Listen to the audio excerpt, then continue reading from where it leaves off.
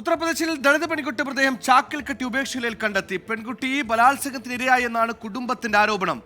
പ്രതികളെ അറസ്റ്റ് ചെയ്തെന്ന് പോലീസ് അറിയിച്ചു. പിന്നിൽ സമാജ്വാദി പാർട്ടി നേതാക്കളാണെന്നും പെൺകുട്ടിയുടെ കുടുംബം ആരോപിക്കുന്നു.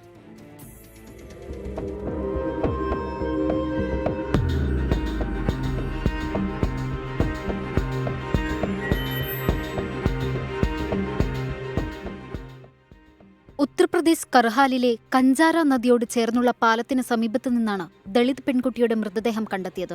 പെൺകുട്ടിയുടെ കൊലപാതകത്തിന് പിന്നിൽ സമാജ്വാദി പാർട്ടി പ്രവർത്തകൻ പ്രശാന്ത് യാദവ് ആണെന്ന് കുടുംബം ആരോപിച്ചു. പെൺകുട്ടി ബലാത്സംഗത്തിനിരയായെന്നാണ് കുടുംബത്തിന്റെ പരാതി. സംഭവത്തിൽ കേസ് രജിസ്റ്റർ ചെയ്ത പോലീസ് പ്രശാന്ത് യാദവിനെയും മറ്റൊരാളെയും അറസ്റ്റ് ചെയ്തു. കർഹാലിലെ ഉപതെരഞ്ഞെടുപ്പിൽ യുവതിയോട് സമാജ്വാദി പാർട്ടിക്ക് വോട്ട് ചെയ്യാൻ പ്രതി ആവശ്യപ്പെട്ടിരുന്നെന്നും എന്നാൽ പെൺകുട്ടി അത് നിഷേധിച്ചെന്നും കുടുംബം പോലീസിനോട് പറഞ്ഞു. ഇതാണ് കൊലപാതകത്തിലേക്ക് നയിച്ചതെന്നാണ് കുടുംബത്തിന്റെ ആരോപണം.